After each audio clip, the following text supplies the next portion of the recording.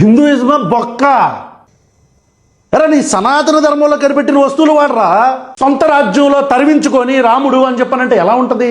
ఇండియాలో సనాతన ధర్మానికి సంబంధించిన వస్తువులే నువ్వు వాడకూడదు అనుకుంటే ఫస్ట్ నువ్వు ఊపిరి పీల్చుకోవడం ఆపేయాలి. ఎందుకంటే నువ్వు పీల్చే గాలి మీ వాయుదేవుడితో పోలుస్తాం, నువ్వు నడిచే నేల మీ భూతల్లి అంటాం, నీ ఒంటి మీద పడిన సూర్య కిరణాలు మీ సూర్యదేవుడితో పోలుస్తాం. వర్షంలో తిరగకూడదు ఎందుకంటే అది వరుణదేవుడు కదా. నువ్వు భోజనం కూడా చేయకూడదు, మంచినీళ్ళు తాగకూడదు. భోజనం ఎందుకు చేయకూడదు అంటే రైతు కష్టపడి ఆ పొలాన్ని దున్నించే ముందు దానికి పూజ చేసి చేస్తారు. హిందూ దేవీ దేవతలకి పూజ చేసి పంటను పండిస్తాడు.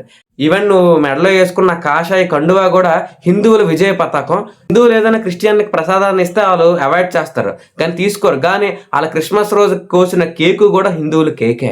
ఎందుకంటే దాన్ని పండించిన వాడు క్రిస్టియనో తెలియదు, హిందువో తెలియదు. ఆ తర్వాత తయారు చేసిన కేక్, ప్రతి కేకులను క్రిస్టియన్లు ఉండరు కదా, కొన్ని హిందూ షాపులు కూడా ఉంటాయి కదా.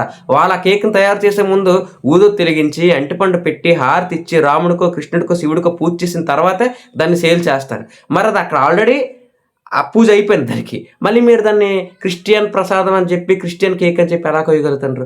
భారతదేశం సనాతన ధర్మానికి ముడిపడి ఉంది. వేసే ప్రతి అడుగు, చేసే ప్రతి పని కూడా సనాతన ధర్మానికే. అది ఏ మతం అయినా, ఏ మతస్థుడైనా సరే సనాతన ధర్మాన్ని పాటించాల్సిందే. అతనికి తెలుసో తెలియకుండా పాటిస్తూ ఉంటాడు కూడా. ఈరోజు నువ్వు చెప్తే ఎవరు వినరు.